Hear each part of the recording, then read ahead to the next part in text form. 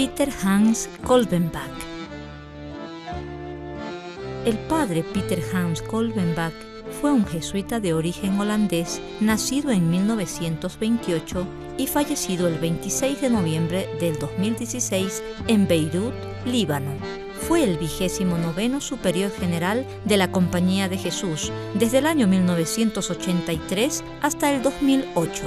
Ingresó en la Compañía de Jesús en 1948, en la ciudad de Nimega, cuando solo contaba con 20 años de edad. En 1950, tras 2 años de noviciado, tomó sus primeros votos e inició sus estudios de filosofía y luego en teología. Se ordenó sacerdote en Beirut en el año de 1961. Se doctoró en Armenia, donde se especializó en cuestiones orientales y ecumenismo. Realizó estudios de lingüística en La Haya y París. En 1969 tomó sus últimos votos y trabajó en Beirut como profesor de lingüística y armenio. Posteriormente, fue nombrado director del Instituto de Filosofía y consultor viceprovincial. En 1971, Kolbenbach fue enviado a la viceprovincia de Oriente Medio y en 1974 fue nombrado provincial de la misma. Siguió enseñando lingüística y armenio, al tiempo que ayudaba a grupos de refugiados para entrar en el Líbano. En 1981, el padre Kolbenbach asumió el rectorado de la Universidad Gregoriana de Roma y del Instituto Oriental de la Universidad Pontificia. Ocupó estos cargos hasta 1983, cuando la 33ª Congregación General de la Compañía de Jesús, reunida en Roma, lo eligió como el 29º Superior General de la Compañía, sustituyendo al padre Pedro Arrupe, quien había presentado su renuncia debido a su mal estado de salud. La elección fue por unanimidad y en la primera votación, tardando solo 45 minutos.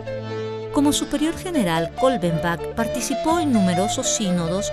Se destacó por ser un hombre de gran cultura y erudición que hablaba con fluidez holandés, armenio, alemán, inglés, francés, ruso, italiano y español.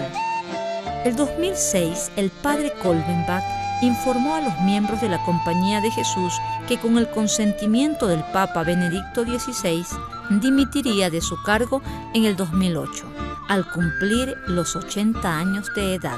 Fue la primera vez en la historia que un general de los jesuitas se retiró voluntariamente, ya que se elige para toda la vida. En su reemplazo fue nombrado el palentino Adolfo Nicolás. El padre Peter Hans Kolbenbach visita San Leopoldo, Brasil. San Leopoldo es un municipio brasileño del estado de Río Grande del Sur, con una población de 350.000 habitantes. Está situada a 32 kilómetros de Porto Alegre, capital del estado. Posee un clima subtropical. En 1824 llegaron los primeros inmigrantes alemanes enviados por Pedro I con la intención de poblar la región. Eran 39. De ellos 33 protestantes y 6 católicos. En poco tiempo, la llegada de los nuevos inmigrantes permitió la ocupación del resto del valle y la emancipación de Porto Alegre en 1846. Esta zona terminó siendo el embrión industrial del Valle del Río dos Sinos. La Universidad Católica de Unicinos.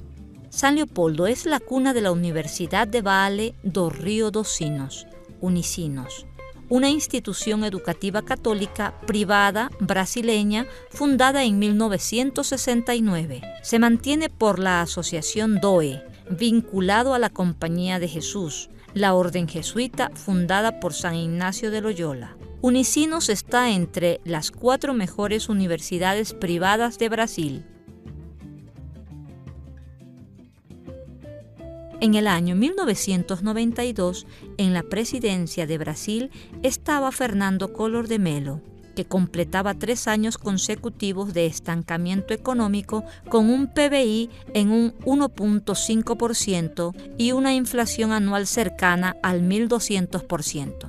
Esta prolongada recesión implicó una contracción de la demanda interna y una significativa elevación de la tasa de desempleo que llevó a la destitución de Collor de Mello y la asunción al poder del vicepresidente Itamar Franco.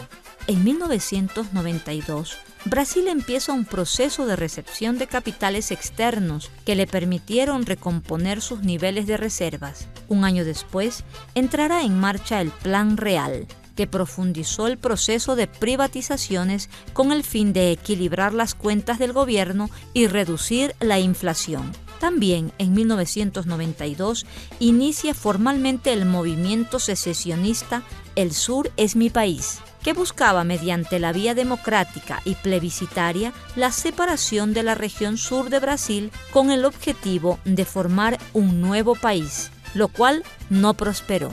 Buen número de los habitantes de la región son descendientes de europeos, principalmente italianos, portugueses, alemanes, polacos y ucranianos.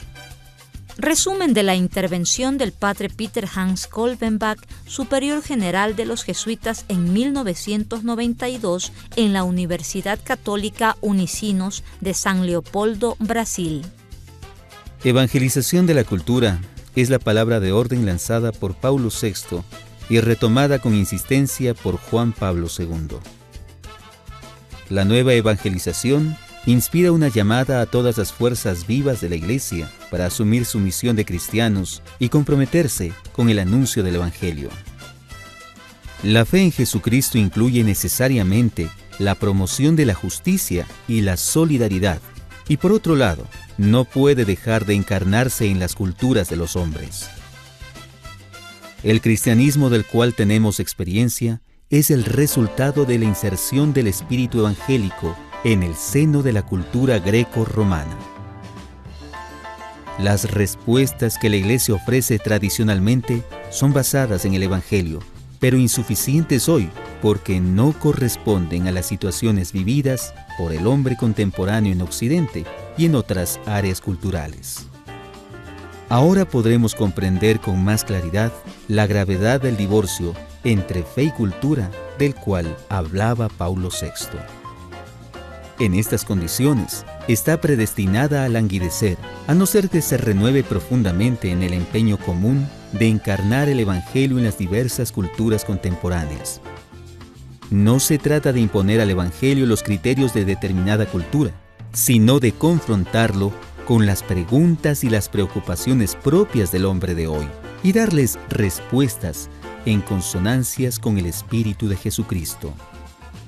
El verdadero desafío de la nueva evangelización consiste en la inculturación del Evangelio, no únicamente en términos de anuncio verbal, sino también de forma de vida, testimoniada personal y comunitariamente, capaz de convertir los hombres a la fe en el amor de Dios.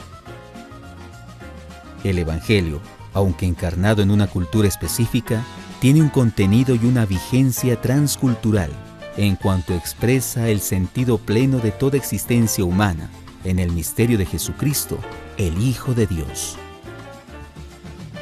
La fidelidad al Evangelio se trata de una tarea sumamente exigente, que solo podrá ser cumplida a medida que se adhiera a los valores básicos de la visión cristiana del mundo.